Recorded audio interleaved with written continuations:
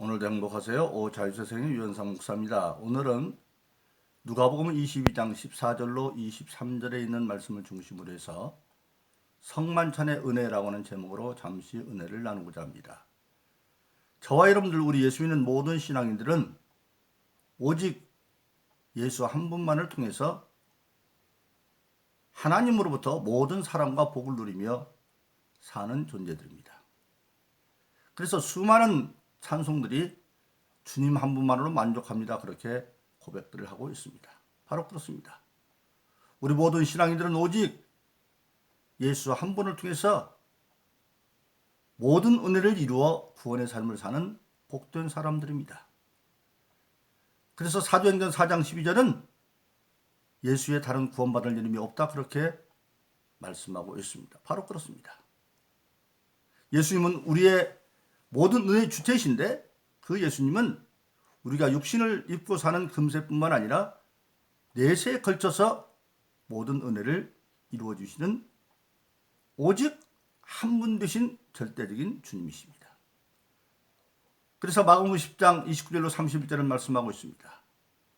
나와 복음을 위해서 집이나 형제나 자매나 아비나 어미나 자녀나 전투를 벌인 자는 땅에서도 집이나 자매나 형제나 어미나 자녀나 전투를 100배로 받고 핍박을 겸하여 받되 내세 영생을 얻지 못할 자가 없느니라. 할렐루야.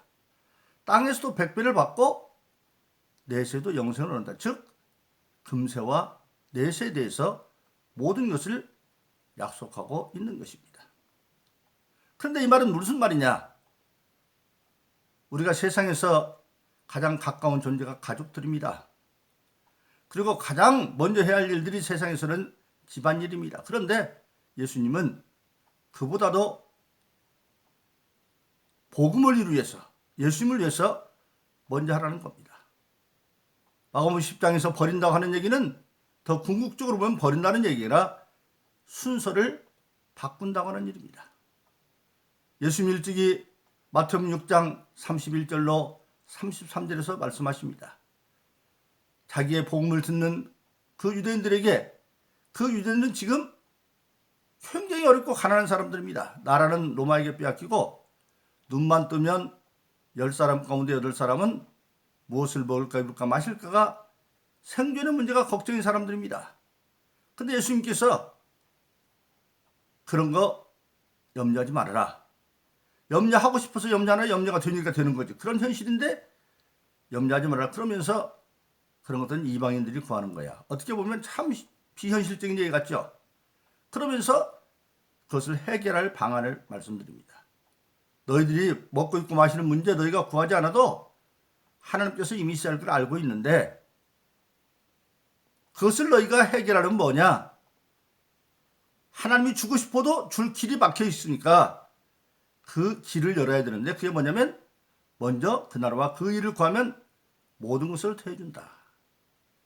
우리가 모든 것, 먹고 마시는 모든 것들이 있는데 먼저 그 나라와 그 일을 구하면 그런 건 더해준다, 그렇게 말하고 있습니다. 그러니까 그 말씀과 연결시켜보면 마가복음 10장에 있는 29절 31절 말씀 무엇을 말하고 있습니까?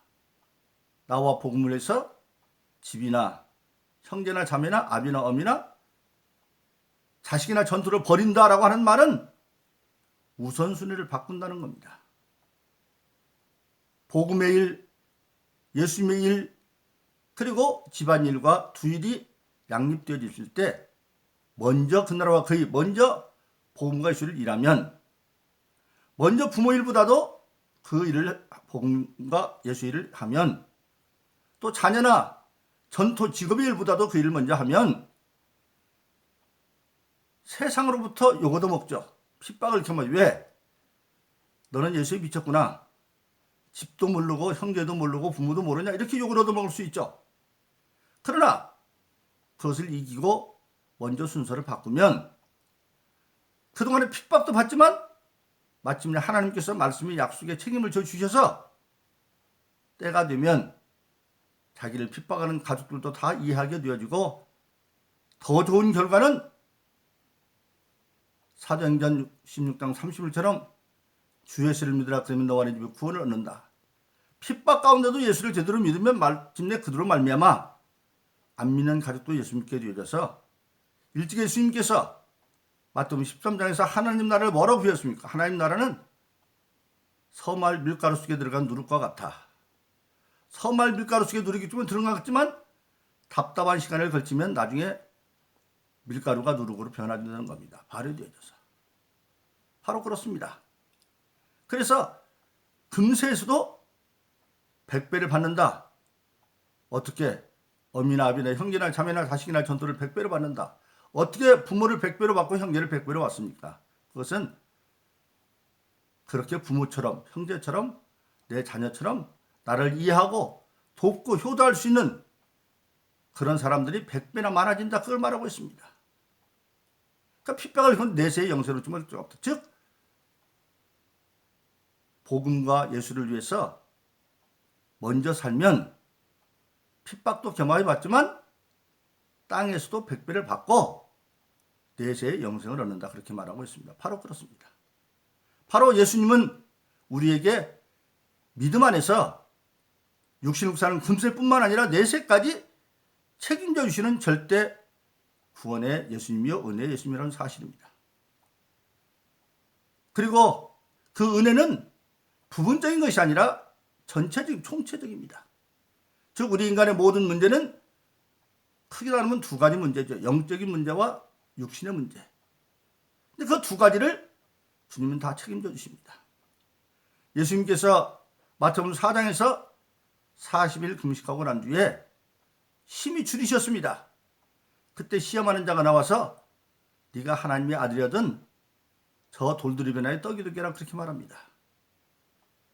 그때 예수님이 뭐라고 말씀하십니까? 사람은 떡으로만 사는 것이 아니라 하나님의 입으로 나오는 말씀으로 산다. 떡은 육신의 양식입니다. 육신의 문제입니다. 떡도 있어야 돼요. 그러나 사람은 떡만 가지고는 안 돼. 왜? 우리 인간은 하나님이 만든 모든 눈에 보이는 만물 가운데에 유일하게 영적 요소를 가지고 만드는 게 인간이거든요. 모든 눈에 보이는 세상의 것들은 육만 보이지만 인간은 흙으로 육신을 짓고 코에 생기, 즉 하나님의 영을 넣어서 영과 육이 함께 된 존재로 만들었습니다. 그래서 육신의 양식이 떡이라고 한다면 영적인 양식이 있어야 되는데 영적 물이 있어야 되는데 그것이 바로 하나님의 입으로 나오는 말씀입니다. 바로 그렇습니다. 그래서 떡의 문제뿐만 아니라 영적인 문제까지도 다 예수님은 책임져 주시는 분인데 그 육신의 문제와 영적인 문제를 한 가지를 아울러서 완성된 구원의 축복으로 선포하는 것이 바로 예수님의 잡시들 마음에 이루었던 성만찬에서 계시되고 선포되어지는 겁니다. 예수님이 일찍이 요한복음 6장에서도 제자들에게 내 살을 먹고 내 피를 마신 자가 영생이 있다, 생명이 있다 그렇게 말합니다. 그러면서 내 살은 생명의 떡이요 내 피는 생명의 음료다. 제자들이 어렵다고 말합니다. 그러니까 예수님께서 말하기를 설명을 합니다. 요한복음 63장 6장 63절에서 살리는 것은 영이니 육은 무익함이라. 내가 너에게 이른 말이 영이요 생명이다. 왜 육은 무익합니까? 육은 궁극적으로 흙으로 돌아가니까.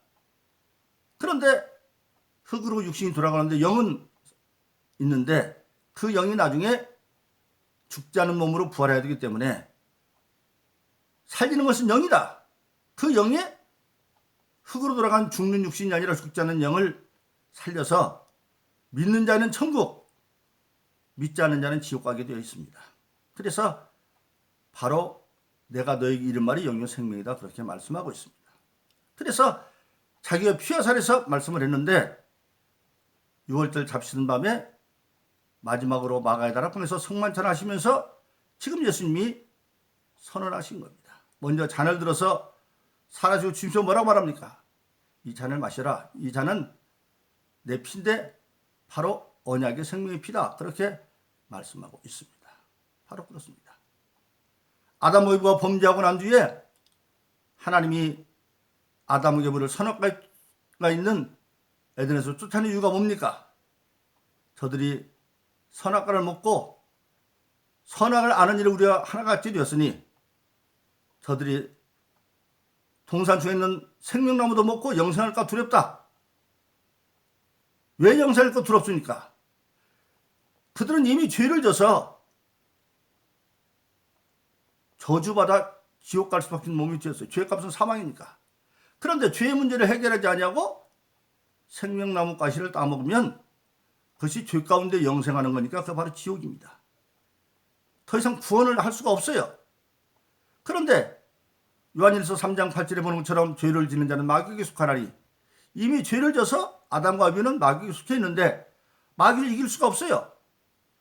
마귀가 그를 끌어다가 생명나무 따먹게 먹으면 또 따먹어야 돼요. 그러면 그는 죄 가운데 영생과 구원의 길을 막혀. 그래서 하나님은 에덴 동산 밖으로 그들을 쫓아내고 화염검으로 그룹으로 에덴 동산 생명나무 길을 막아버리는 말입니다.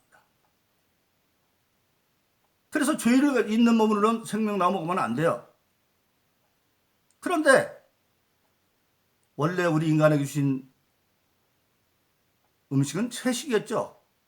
에덴 동산은 모든 먹기 합당한 먹음직한 열매들이었는데 노아의 홍수 이후에 하나님께서 살아있는 모든 산 짐승들을 이제는 채식처럼 줍니다. 그런데 그러면서 절대 피채를 먹지 말아라. 피에 생명이 있으니까 그러면 죽는다. 피는 먹지 말아라. 피에 생명이 있으니까. 그리고 레위기 17장에 이르르면 이제 출애굽한 이스라엘 백성이 십계명을 받고 나라를 이루었을 때 너희가 모든 산 짐승은 먹되 피채는 먹지 말아라. 그 이유를 설명합니다. 피에 생명이 있고 피만이 죄를 속한다. 그러니까 죄 있는 몸으로 피를 먹으면 바로 생명을 먹는 것과 마찬가지고 그러면 죄 있는 몸으로 생명을 먹었으니까 지옥 가는 거죠. 그래서 금지합니다. 그런데 예수님이 성만찬에 오셔서 지금 요한복음 6장에서 내 살과 피를 먹으라 말씀하지 다시도 말합니다. 잔을 들으면서 이거 먹어라. 이것은 내 생명의 언약의 피다. 그럼 보십시오. 왜 마시라고 했어요? 예수를 믿음으로 이제 죄의 문제를 해결받은 그들은 죄 없는 몸으로 예수의 피에 생명이 있으니까 생명을 마시면 죄 없는 자로 영생을 하니까 그것이 천국이에요.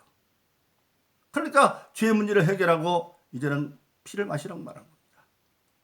그래서 죄를 해결받은 자는 예수의 피를 몸으로 생명의 과를 먹고 영생이 열려서 그래서 요한계시록 2장 7절에 보면 신앙에 이기는 자는 하나님의 생명나무 가시를 먹게 해준다 그렇게 말씀하고 있습니다. 바로 그렇습니다. 그래서 예수님은 십자가에 피 흘려 죽으심으로 그 죄 없는 피를 흘려서 죄 있는 우리 인간의 모든 죄를 대속하고 그것을 믿는 자에게 죄의 문제를 해결해 만들어 주어서 피 흘려 죽으심으로 영생의 길을 열어놨고 그 다음에 예수님은 떡을 떼어 주시면서 이걸 받아 먹이는 내 생명의 떡이다. 그건 바로 뭡니까? 육적인 문제. 육신을 갖고 사는 모든 문제를 예수님이 근데 정확히 말하면 예수님이 십자가 고난은 피 흘려 주심으로 영적 문제를 해결해서 천국길을 열어놨고 영생을 열어놨고 그가 온 육신으로 채찍을 맞고 고난받아 모든 것들 가시밀관심으로 땅에 있는 동안에 저주받은 육신의 삶을 대신 걷어가 버린 겁니다. 창세기 3장에서 아담과 범죄하자 에덴 동산에서 쫓겨나면서 에덴 동산 밖은 땅은 저주를 받아 엉겅퀴 가시를 냈다. 그런데 우리 인간에게도 너희는 그 엉겅퀴 가시를 수고하고 먹고 네 몸이 흙이니 흙으로 돌아갈지니라. 범죄는 인간의 육신이 처음 만든 흙으로 돌아가고 말아버렸어요. 흙도 땅이죠. 거기도 엉겅퀴가 가시가 나니까 인간 자체의 삶이 고통의 삶이에요. 엉겅퀴가 가시 고통의 삶이에요. 그리고 뱀에게 하나님이 재판하시면서 너는 종신토록 땅에서 흙을 먹을지니라. 흙을, 인간의 육신이 흙인데 흙을 뱀이 먹으면 거기서 병이 생기는 거예요. 그래서 시편 51편은 우리 인간은 어머니 태중의 죄 가운데 태어난다. 즉 인류성 아담으로 말미암아 주어진 원죄, 유전죄를 가지고 태어나기 때문에 우리 인간은 죄 문제를 해결하지 않는 한 어머니 태중에서부터 자범죄를 짓지 않아도 벙어리도 태어나고 소경으로도 태어나고 절뚝발로 태어날 수 있는 그런 존재가 되고 말았다 이겁니다. 그래서 우리 인간은 그렇게 병들어 태어나기도 하고 엉겅퀴가 가시는 수고하고 땀을 흘려 살고 여자는 해산의 고통을 받고 필경은 흙으로 되는 그 고난의 삶이 우리에게 주어져 있습니다. 그런데 예수님께서 오셔서 그 모든 육신의 고통의 문제를 해결했다고 하는 사실입니다. 그래서 일찍이 이사야서 53장 5절은 예수님께서 그 모든 육신의 고통의 문제와 영의 문제를 해결하고 오를 것을 예언한 게 뭡니까? 그가 찔림은 우리의 허물을 인하며 예수님께서 못 박혀 돌아오실 때 마지막에 확인사살하면서 로마의 군병이 옆구리를 창으로 찔르죠. 찔림은 우리의 허물을 인하며 그가 상함은 우리의 죄악을 인함이라. 그가 징계를 받음으로 우리가 평화를 누리고 그가 채찍에 맞음으로 우리는 나음을 입었다. 그가 육신의 모든 징계와 풀림으로 우리가 평화를 누리게 되어지고 또 그가 채찍물이 나았다. 질병에서 나았다는 겁니다. 바로 그렇습니다.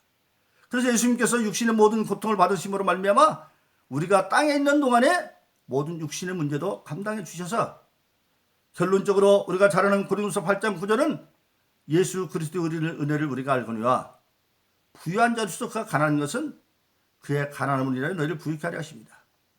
예수는 원래 부유하신 분인데 그 부유를 우리에게 주고 스스로 가난해졌다는 겁니다. 그렇습니다. 예수님 일생을 보시죠. 태어날 때 마구간에 태어나십니다. 공생의 전에도 목수로서 그 수고한 인생의 경험을 합니다. 공생을 마치고 십자가로 돌아가시고 장례준데도 보니까 아름수가 니고데모가 장례할 때 뵀던 그 세마포도 벗어놓고 부활해서 그렇게 가난하게 살다 가신 이유가 뭐냐? 우리에게 부유를 주기 위해서.